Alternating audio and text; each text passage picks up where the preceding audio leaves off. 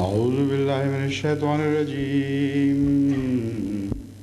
قل إن كنتم تحبون الله فاتبعوني يحببكم الله ويغفر لكم ذنوبكم والله غفور رحيم قل أطيعوا الله والرسول فإن تولوا فإن الله لا يحب الكافرين إن الله اصطفى آدم ونوحا وآل إبراهيم وآل عمران على العالمين وآل عمران على العالمين ذرية بعضها من بعض والله سميع عليم.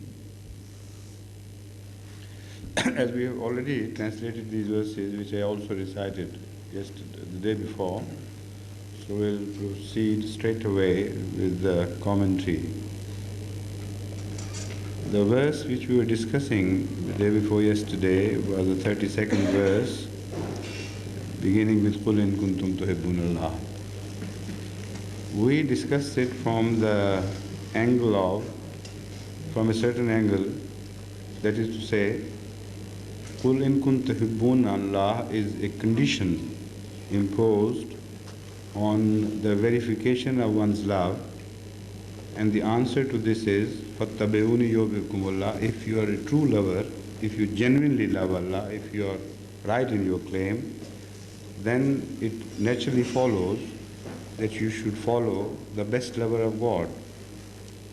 Now, if there are other possibilities of the same verse being understood in a different manner altogether. It could have also a preventive meaning, in the sense that you follow me only if you love God. Those who do not love God, I have nothing to do with them. I don't want to be a leader, just a leader of people, but I want to be a leader of the lovers of God. So I'll have nothing to do with you if you have nothing to do with God, in the sense, not nothing, but if you do not really love God. So that would be not only a possible meaning, but it is well supported by other verses of the Holy Quran. Because, as I told you earlier, the Holy Quran itself teaches the prayer, وَجْعَلْنَا لِلْمُتَّقِينَ إِمَامًا. O our Lord, make us the leader of the righteous ones. So this verse would be understood in the light of that verse, in this sense, that God has told me, as if the Holy Prophet is told to tell everybody else, that because God has told me only to aspire for the leadership of the righteous. So if you don't love God, then you shouldn't follow me, follow anybody else. That also is an answer and a rebuttal to certain Western scholars who create a picture of the early spread of Islam as if it was a national movement of the Arabs. They claim that the Holy Prophet intended in the first place to bring about a revolution in Arabia so that the Arab people could be turned into the leaders of the world. Because they saw this happening, they got confused about it. They thought this was the object, but that was far from being the object in the mind of the Holy Prophet, or we should say, far from Allah's intentions and the objectives of the revelation of the Holy Quran to the Holy Prophet of Islam. That happened incidentally, like a fringe benefit, but it was not an object. Otherwise, you wouldn't have found such a verse, قُلْ إِن كُنْتُمْ تُحِبُّونَ اللَّهَ فَاتَّبِعُونِي. Follow me only if you love God, and love of God is common to the whole mankind. No geographical or racial barriers, linguistic barriers. So all that is required, the precondition for following of the Holy Prophet, is not the knowledge of Arabic or belonging to one particular race or belonging to a geographical region, but only the love of God is the criterion. Another connotation which is possible, and which of course is one of the most important connotations in this verse, is that قُلْ إِن كُنْتُمْ تُحِبُّونَ اللَّهَ فَاتَّبِعُونِ يُحْبِبْكُمُ اللَّهُ means that following of the Holy Prophet is not an easy task.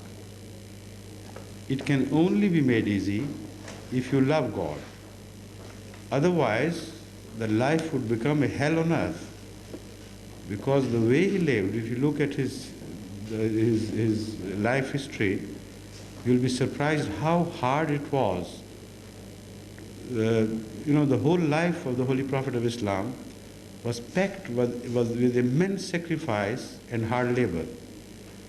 So how can one sustain all this? How can one dare to follow such a man who sacrificed all he had for the sake of some noble object, and the whole life of whose whole life was packed with misery as far as the onlookers are concerned. As far as the worldly people are concerned, it's a life of intense pain and misery. So why should people follow him, and how can they follow him? It seems to be a very high task set before them. But it can be made easy by following this instruction, in kuntum tuhibbun Allah. That is to say, to follow the Holy Prophet of Islam just formally not only doesn't mean anything, but also it is extremely difficult. But love would make it easy. Love God, and then you'll see how the same path is made easy. Now look at the classical representation of lovers all over the world. The lives of such lovers who are presented as legends and models are known to us to be extremely hard lives, although they did not hope for any reward. They did not even hope for the reward of their beloved ones.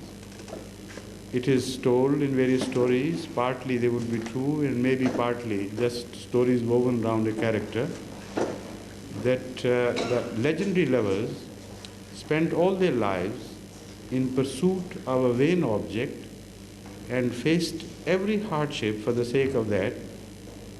Now, this is why they were called mad. This is why Majnu was given the title of Majnu.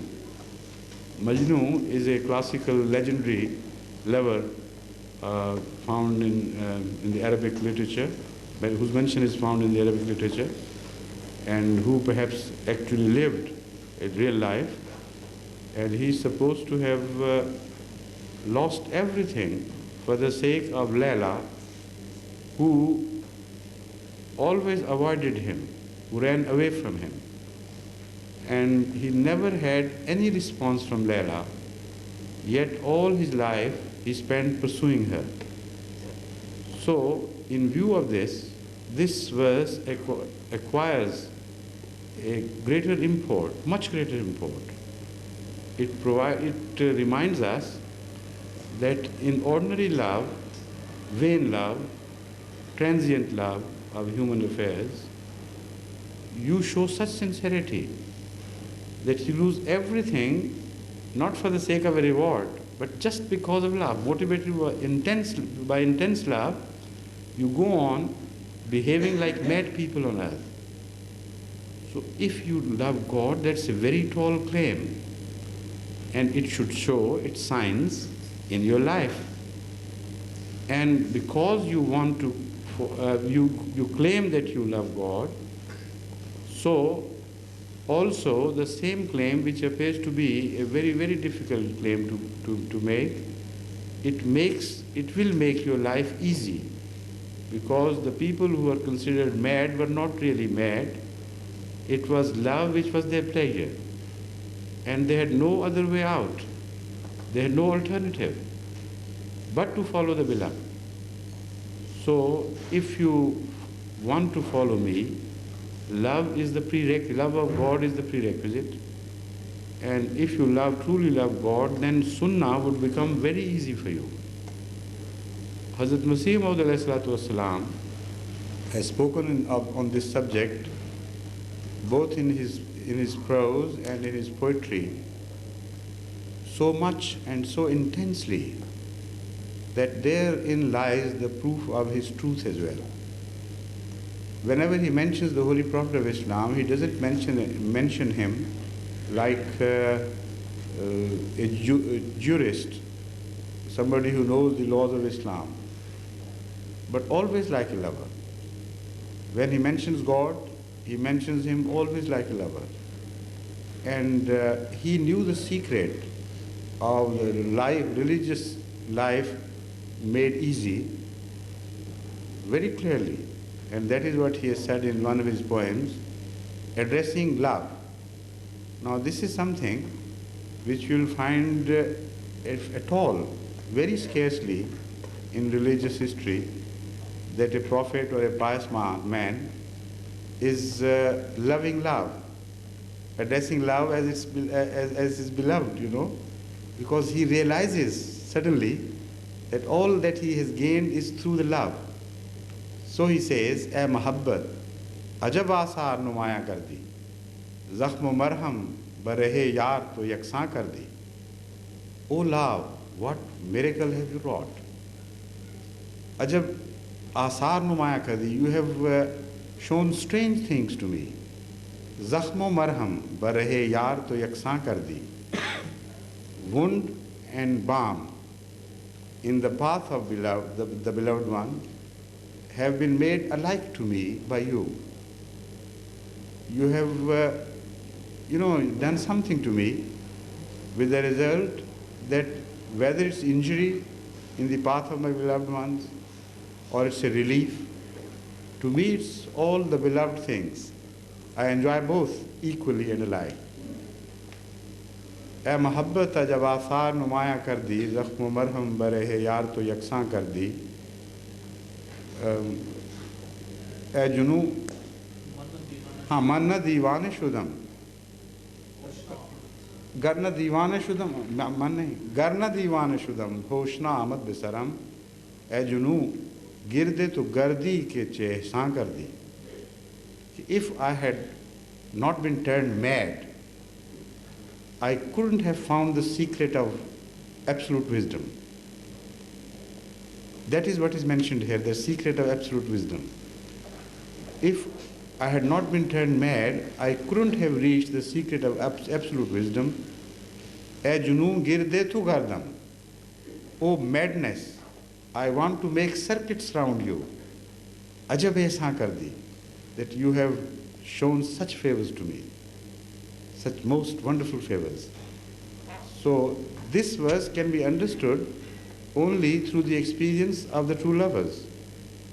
And because in this age we have found a true lover and an intense lover in the form of our present leader, Hazrat Mirza Tahir Ahmad, who was turned into a leader by the love of Allah and by the love of the Holy Prophet, by following him. So through his experiences, we can begin to see the inner depths of this verse much better than before. "Qul in kuntum tuhibbuna Allah fattabi'uni" is not a formal statement. All right, if you love Allah, then follow me. It is to make the path of path of following the Holy Prophet easier for us. And without the love of God, it cannot be made easy. It will be very difficult life without love to follow or attempt to follow the Holy Prophet of Islam.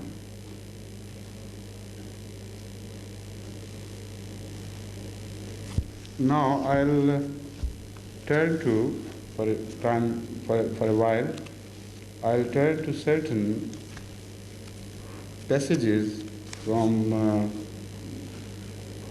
the New Testament, or perhaps I've also chosen a passage from the Old Testament, to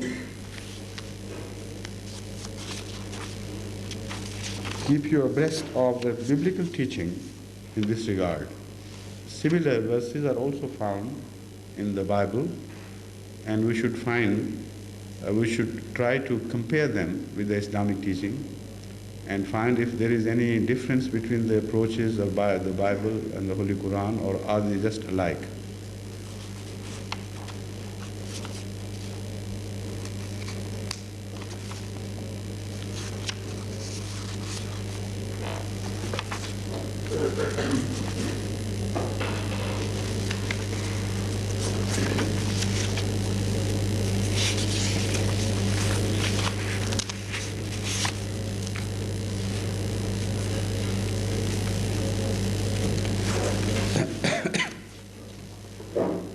Mark 12, 28 to 30, the greatest commandment. Then one of the lawyers who had been listening to these discussions and had noted how well he answered came forward and asked him, "Which commandment is first of all?" Jesus answered, "The first is, Hear, O Israel, the Lord our God is the only Lord. Love the Lord your God with all your heart, with all your soul, with all your mind, and with all your strength."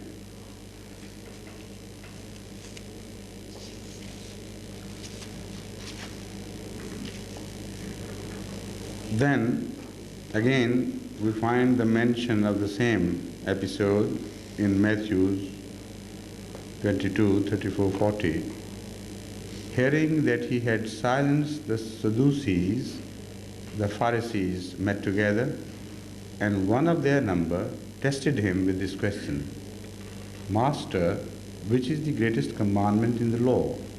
He answered, "Love the Lord, your God, with all your heart, with all your soul, with all your mind. That is the greatest commandment. It comes first. The second is, like it, love your neighbor as yourself. Everything in the law and the prophets hangs on these two commandments."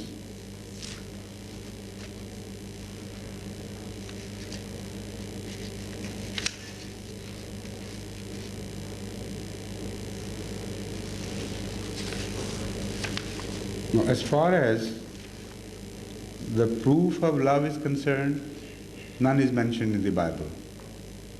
The verification of that love is not mentioned in so many words, nor the attendant responsibilities of the lovers, nor has ever been Jesus called the model of lovers.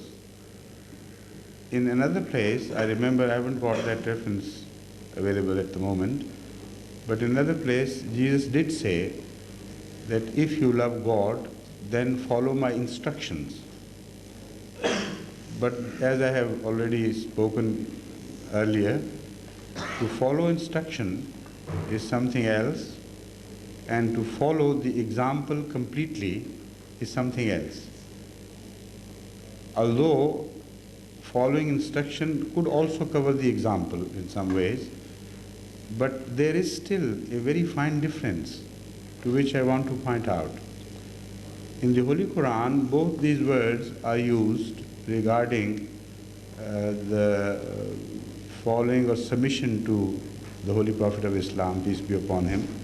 Atiullaha wa atiur Rasulah is to follow instructions. Wa ulil amri minkum.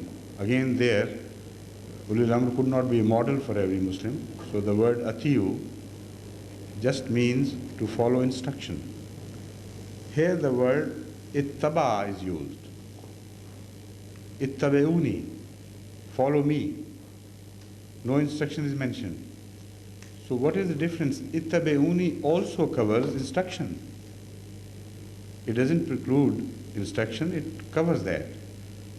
So if you want to understand the difference, then you imagine yourself, don't imagine yourself, but imagine some animal following someone. A dog may follow his master. There you will not use the word ata. If somebody, some dog or even some mad person, without knowing what is happening, is following somebody else, then you will use the word ittaba to describe their situation, but not ata.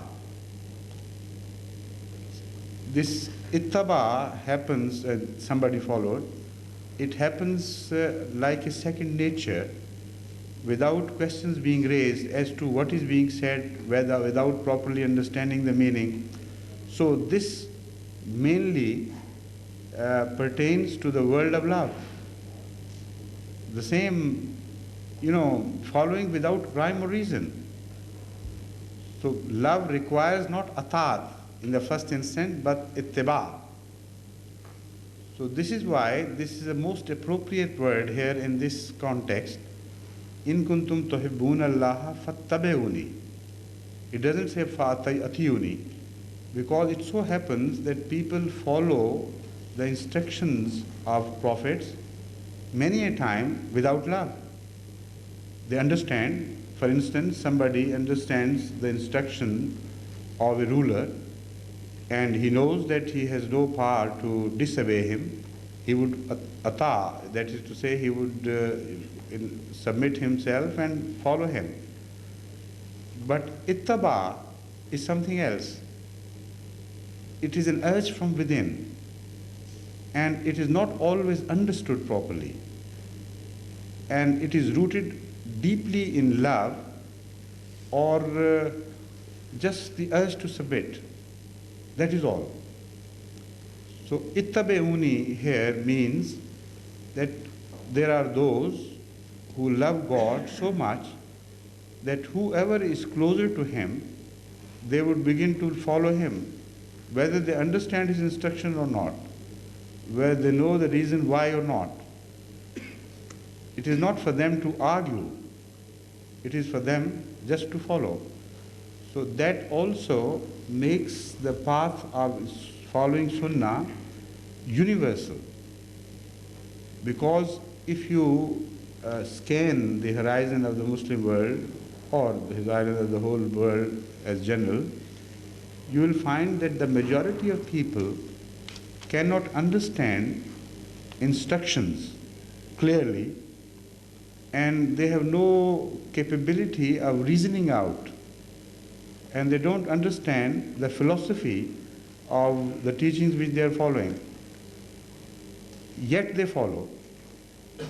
So ittaba is the word which covers everybody, whether those people are totally ignorant or not ignorant, because the love of God does not require the prerequisite of knowledge.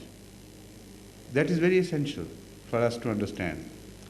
Love of God can be bestowed on human beings who have absolutely no idea of what God is, how he behaves, how he instructs prophets and so on.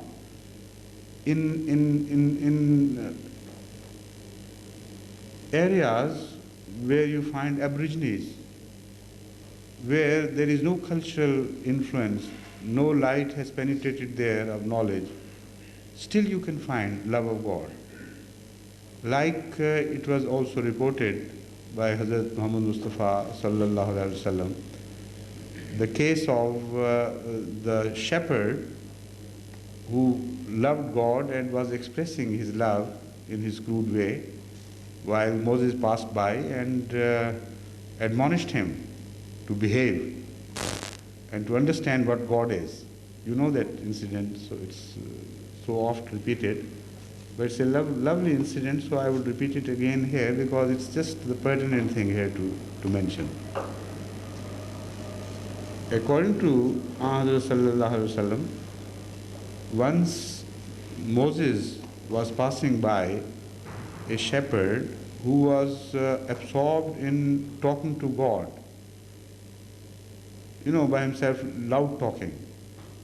And he was saying that, oh God, I love you so much that if I reach you, I'll wash your feet, I'll take out your thorns, I'll wash your dirty clothes, I'll pick the lice and kill them, and so on and so forth. And also I'll comb your disheveled hair. And now Moses got very much annoyed because, of course, his knowledge was, his love was also based on knowledge. So he admonished him. He said, what do you mean, you this and that? What do you think God is? Like you? And there and then, Allah admonished him and showed his anger at what he did. He said, Moses, why have you interfered in this affair between my lover and me? I was enjoying it so much, the way he was expressing his love to me. So this is also the meaning of Ana inda zanne abdi bi. I become like the one in the mind of somebody as he imagines me. So this is the beauty of following through love. No intense knowledge, no wide knowledge is required. The love is something very strange. It doesn't know any arguments either. It is said about Majnu that he also loved the dog of Layla, because wherever Layla went, the dog also followed. So this is the true expression of love. So what a beautiful verse it becomes in the light of all this, that in kuntum tuhibbuna Allah fattabi'uni. Don't ask questions. Don't wait for instruction. Come and follow me. Let's go and love together. He's our Lord, common God to us. So this is why I said this is one of the most beautiful verses in the Holy Quran, which enamels you and overwhelms you with its beauty as you study it further and closer and closer.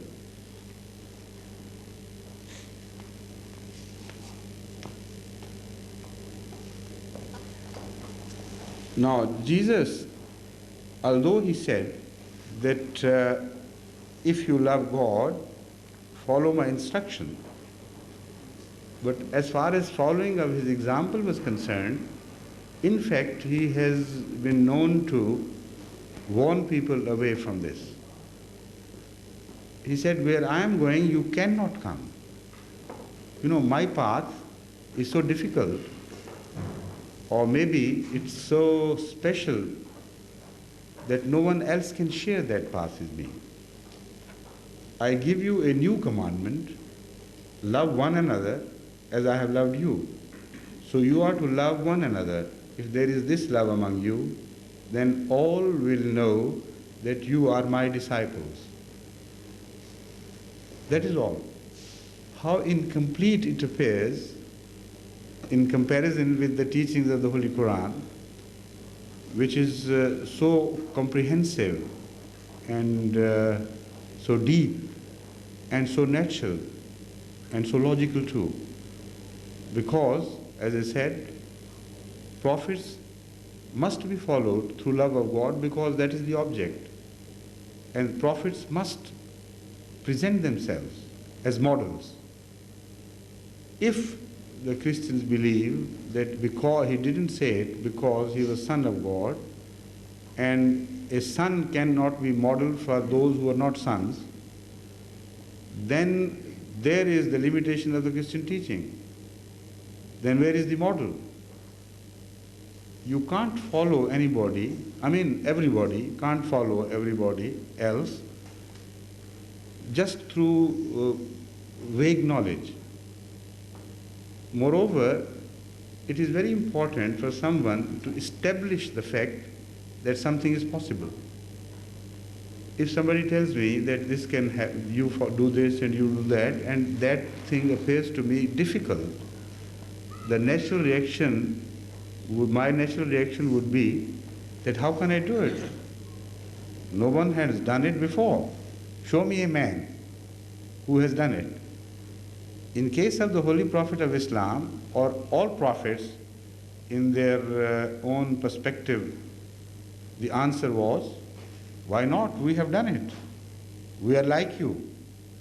And this is why the Holy Quran again emphasizes the similarity in character of the Holy Prophet with non-prophets, like with all other men, in fact. قُلْ إِن كُنْتُمْ قُلْ إِنَّمَا أَنَا بَشَرٌ مِثْلُكُمْ يُوحَى إِلَيَّ. that I am a man like yourself. So because I am doing this, I am establishing the fact beyond doubt that this is not beyond human power to do. You can't raise your fingers against this by telling that it's too difficult, too far removed from us, from our reach, so we can't do it. So whatever a prophet does is potentially possible for everyone to do. And in this regard, there is no difference between a prophet and a non-prophet. The only difference is that of reality. What really he does and what one other could do but has not done. There the difference is of course vast, but in potentials it has to be the same. There shouldn't be any difference, otherwise the objection would naturally be raised. So Jesus Christ himself is claimed by the Holy Bible to have mentioned this, that to follow me is not easy. Not only not easy, it is impossible for you. So if that is impossible, because as the Christians understand he was Son of God, then where is the model then? Who did follow him? Now, if you turn to that question, then Jesus Christ is known to have said elsewhere that if you want to do things which I have done, then you follow my instruction. Then have faith in me. If you have faith in me, then if you call mountains to follow you, the mountains will come and follow you and so on. Whatever I have done, you will be able to repeat that. And even greater things can be shown by you. Now, this is a sign which is very positive, which is palpable, which we can see and put to test. But when you scan the whole history of Christianity, you are surprised to find that this is, if it has happened, it has happened only in legends. Hazrat Masih Maud laid special emphasis on this fact and said that you say your saints have been doing it, you say that in the history this has been happening, but is there not a single Christian today who follows the instruction of Jesus Christ, peace be upon him, or have an iota of faith in him? If he has, then he should prove it by doing the same things which he claims he literally did. You know, at the time of Jang-e-Muqaddas, it is called the Holy War, is the title of the book in which Hazrat Masih Maud has narrated the dialogue and debate between him and Abdullah Atham, the Christian scholar. There you will find a very interesting incident at the end of the book. When the debate ended, the Christians suddenly produced some invalids, such people as were born without limbs congenitally, or were born blind and so on and so forth, such as were incurable according to the human knowledge, and producing them before Hazrat Masih Maud, they suddenly asked, you claim to be the Messiah. If you are the true Messiah, then show us your powers, your spiritual powers, and heal these, the blind, the born blind and the born invalids and so on and so forth. So according to the reports, those who were present and reported it later, every one of the Hazrat Masih Maud followers became extremely nervous and worried about what effect it may produce on others. And they saw that Hazrat Masih Maud was absolutely complacent, and he was smiling and waiting for them to finish this. When they finished it, he said, look here, thank you for doing what I should have done and going through all the trouble of producing these people and collecting them from various hospitals, etc. Now, I believe in a Jesus according to the description of the Holy Quran. and I believe in his spiritual powers, in the spiritual meaning. And this is what I have been clarifying myself so much that there shouldn't be any ambiguity left about it. But you claim that what he did literally. And you also claim that if any Christian has an iota of faith in that imaginary Jesus Christ, which according to Masih Maud was an imaginary figure and not the real Messiah, he should also be able to do the same things. So he said, now you have provided me with an opportunity to test your faith, if nothing else. If any of you has an iota, an atom of faith in Jesus Christ and what you have been telling me, then cure them. Now it is said that they couldn't find, a place to hide themselves. They rushed through and they collected all the invalids, etc., and carried them back in such a hurry, as they say in English, like bat out of hell, So that is what happens if the concept of a teaching is distorted. So as far as the proof of that love is concerned and that faith is concerned, in the New Testament, unfortunately, we find a proof which has never been established, a proof which still stands as a challenge. And the Ahmadis, particularly during their debates with Christians, should pick this thread up and always remember that they have been well armed by Hazrat Masih Maud now, and they should always present the case of Islam versus Christianity in that light of ultimate proof. What is the proof?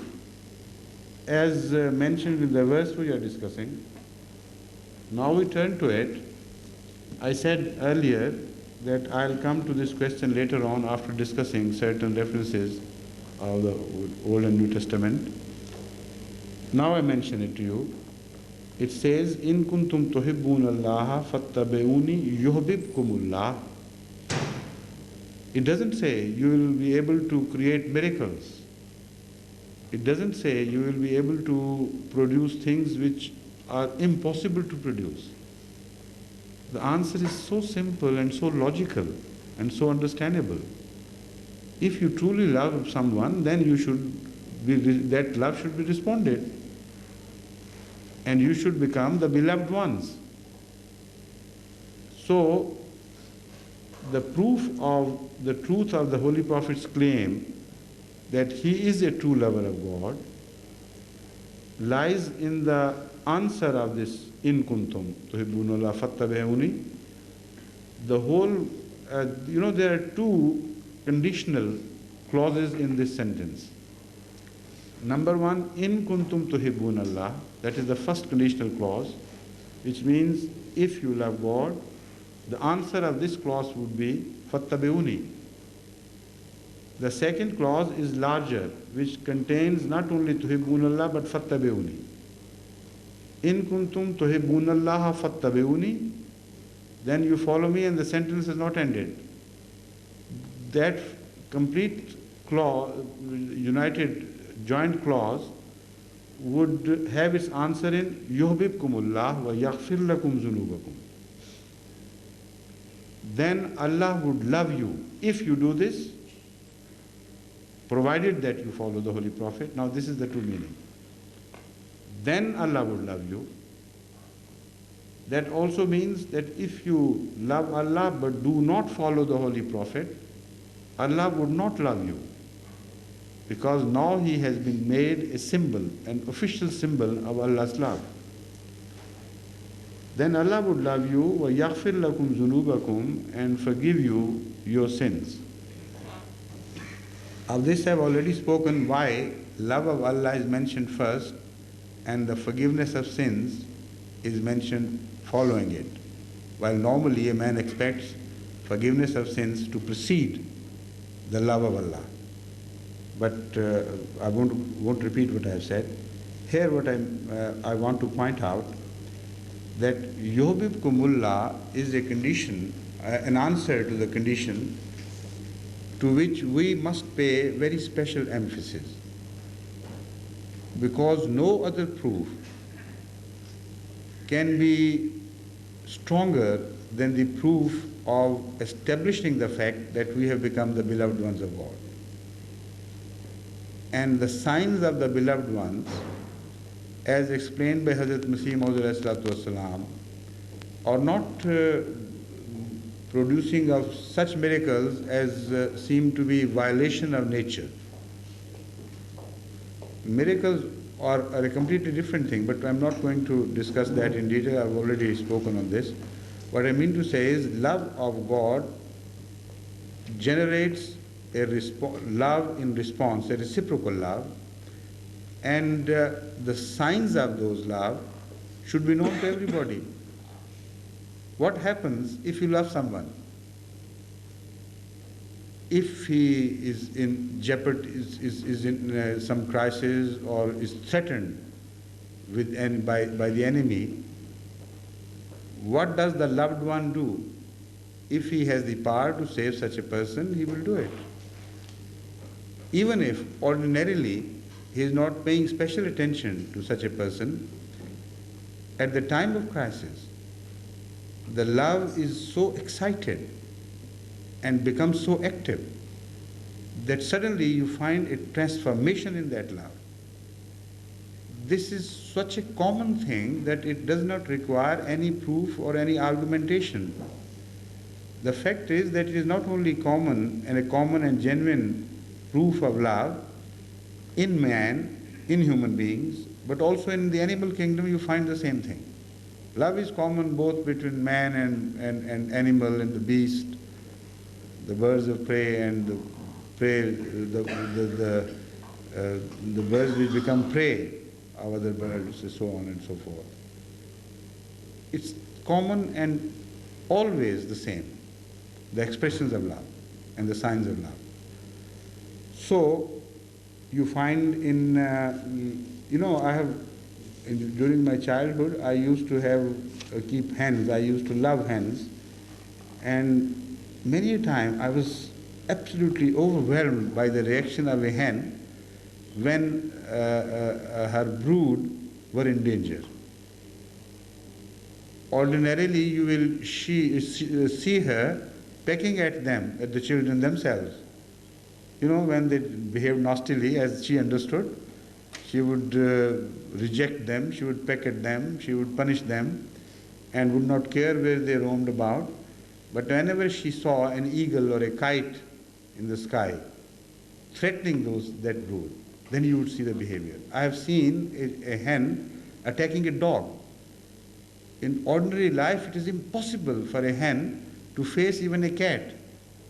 But the ferocity on her, visible in her manner, was so deeply imprinted on my heart that I can never forget that moment of the natural reaction that was generated by the love of the mother for her brood, while she belonged to a very lower order of life. So if that happens in the creatures of God, how can you expect then when God's servants are in jeopardy, are threatened by the enemy, he would let that happen and will not punish the enemy, or at least would not prove to the world that they are the beloved ones. Man reaches a very special relationship with God if he truly loves him and he is truly beloved by him during the times of crisis. Then the love is truly tested. That is one sign. Again, there are other signs in the transformation of the character of the one who loves somebody and who is also loved. There is a definite positive shift in his character and in his bearing, with the result that the lover and the beloved one begin to join personalities. They move closer to each other so that one becomes similar to the other. This is, as far as possible for the lover and the beloved ones, what happens always. This is why Hazrat Masih Maud has spoken on this subject in such detail, through personal experience that is the most wonderful part of his writings. He says, Ishq ilahi mute wasse waliya nishani. Those who are the friends of God, love of God, mute wasse, that's something it's impossible to translate in English. It oozes out of their face, their expressions, their faces, it can't be hidden. And you see it, you notice it. It's impossible for you not to notice that thing because it's become so apparent. It continuously is found present in their personality. So, this is what the Holy Quran claims.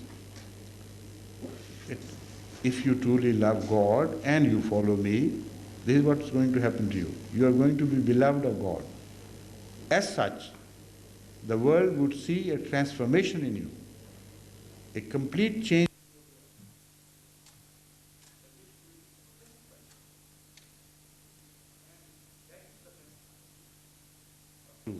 No better sign can be found or should be sought elsewhere than this sign of the signs of love of God and the signs of being the beloved of God. If that happens, then you also find your prayers being answered and many such things. As I mentioned in the Holy Quran in so many places, I said, if I start taking them up one after the other, I'll have to finish the whole Quran on the commentary of this one single verse because it covers everything. The love of God, how He shows it. But let me finish this topic by finally pointing out to, particularly to the Ahmadis, that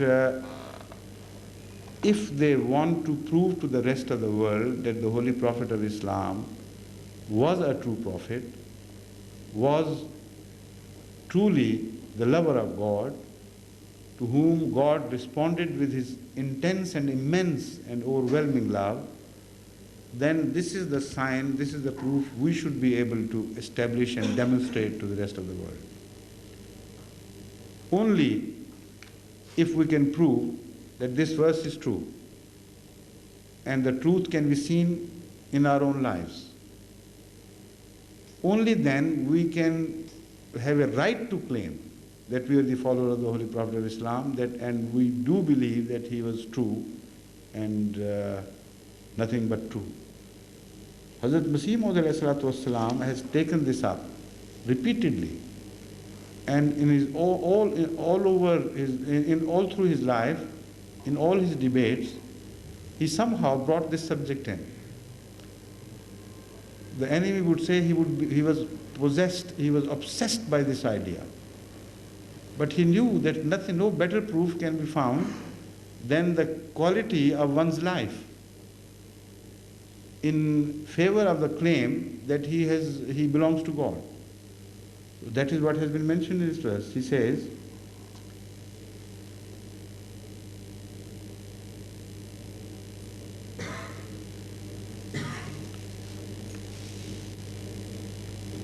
मैंने महज खुदा के फजल से न अपने किसी हुनर से इस नेमत से कामिल हिस्सा पाया है जो मुझसे पहले नबियों और रसूलों और खुदा के बंदों को दी गई थी, और मेरे लिए उस नेमत का पाना मुमकिन न था अगर मैं अपने सैयद व मौला फ़ख्रुल अंबिया और खैरुल वरा हज़रत मोहम्मद मुस्तफ़ा सल्लल्लाहु अलैहि वसल्लम के राहों की पैरवी न करता। सो मैंने जो कुछ पाया उस पैरवी से पाया, और मैं अपने सच्चे और कामिल इल्म से जानता हूँ कि कोई इंसान बुजुज़ पैरवी इस नबी सल्लल्लाहु अलैहि वसल्लम के खुदा तक नहीं पहुँच सकता और ना मारिफत कामिला का हिस्सा पा सकता है। और मैं इस जगह ये भी बतलाता हूँ कि वो क्या चीज़ है कि सच्ची और कामिल पैरवी हज़रत सल्लल्लाहु अलैहि वसल्लम के बाद सब बातों से पहले दिल में पैदा होती है। He is in reality commenting on this verse, because later on he would also mention this verse. But so far what he has said is that whatever I have received by way of bounties of God, like other people before me have received many bounties from God, whatever I have received entirely and totally through the following of the Holy Prophet of Islam, by following him, and through his hand. And I tell you, according to Hazrat Mirza Tahir Ahmad claims, I am not making a literal translation, but generally telling you what I have already read from his writings, that he says, I tell you from my personal experience and repeated experience that the seed of following the Holy Prophet of Islam is born in the heart, not in mind. It takes its roots in the heart. That is to say, only through love you can follow him, not by your formal knowledge of what Islam is.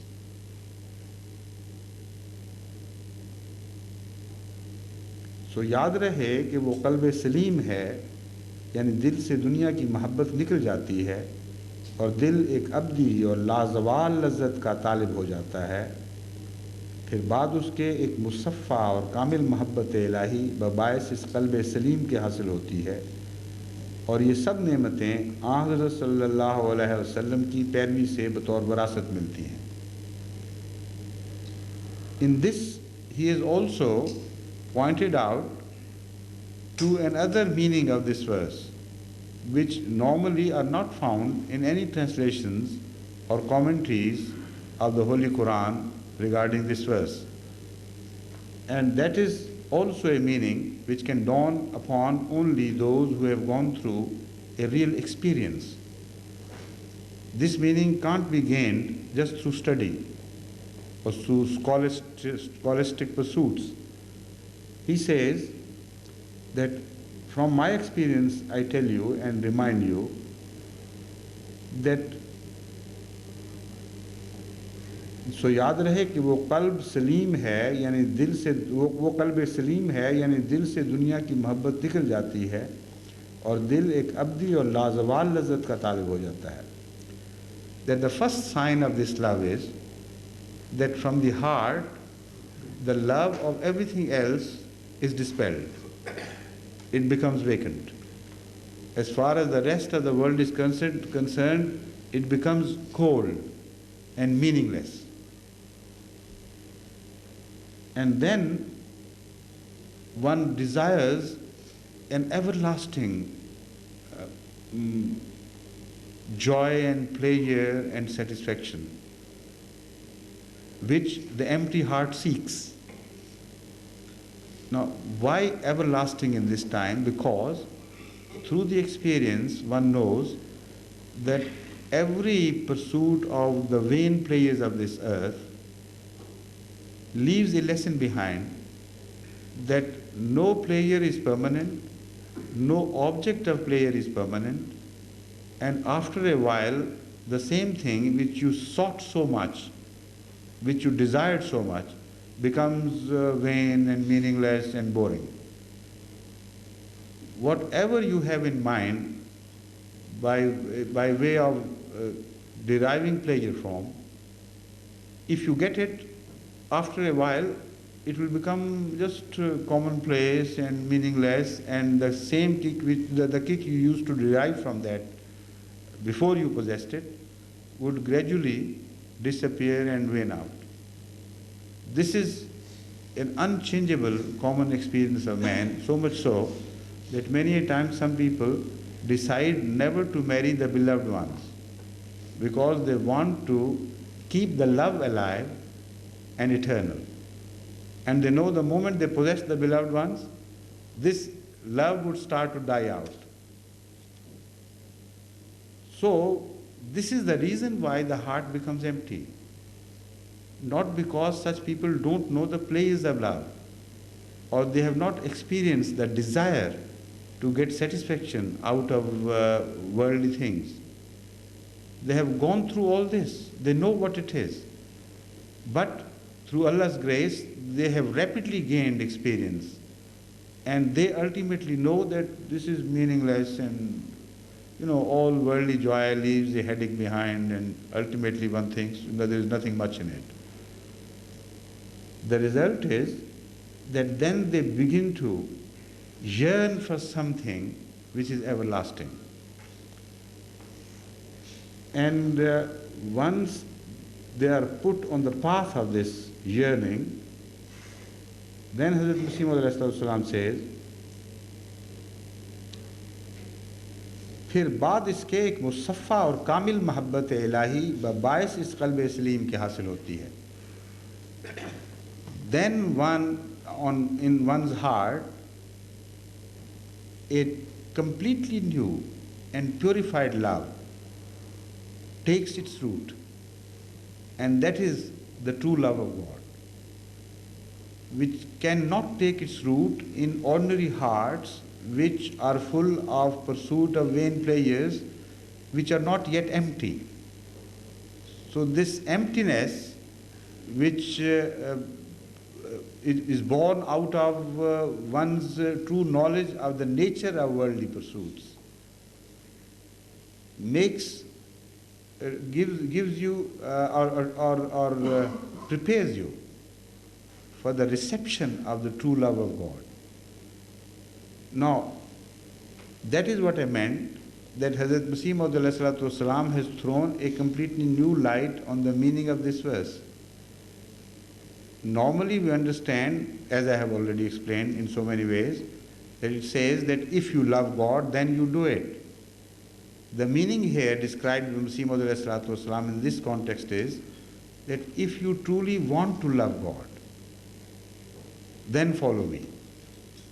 That is to say that the love of God is not already present without following the Holy Prophet of Islam. A desire to love God is common. And in kuntum tuhibbun Allah here means if you would love God. And according to Arabic grammar, this could also be taken as meaning of this verse, is would in the sense of the English expression of would. In kuntum tuhibbun Allah, if you would love God, if you truly intend to love God, fattabi'uni, then that is the only course open to you, no other course. Follow me, and the result of that would be seen in a completely new experience in your lives. A true love would be born in you, and the proof of that true love would be that God would begin to love you.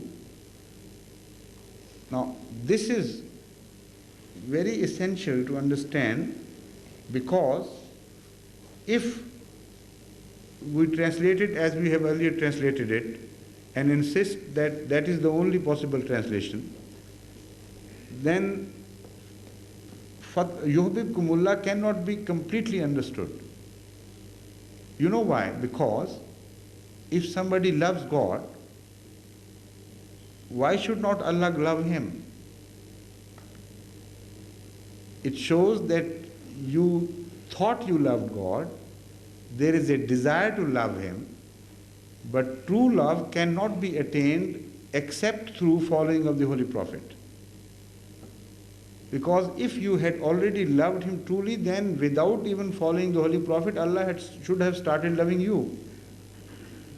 So that is the meaning, as we understand from Hazrat Masih Maud writings, that if you want to love or you think you love God, then we tell you to experience something different, completely new. Then you will begin to understand where you stood earlier and where you stand after following the Holy Prophet of Islam.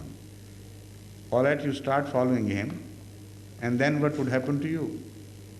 That which Hazrat Masih Islam is explaining. After following him, you will begin to consider the rest of the world meaningless after a while. You will be fed up of everything else. There will be nothing much left in life for you. You will enter through a course of weaning from the world, with the result that an emptiness, a void would be created, and you would truly desire that this void should be filled by the love of God, then suddenly you will find yourself being loved by God. And then you will have a completely new spiritual life altogether. That experience can be gained through the following of the Holy Prophet of Islam. Hazrat Masih Maud demonstrated it and repeatedly pointed out to the world that here I am as a sign of the truth of the Holy Prophet. Whatever are the signs of true love of God which you want to see in people, come and see them in me. And because I can prove, I can demonstrate that love, this is not something which is imaginary or legendary. It is something real.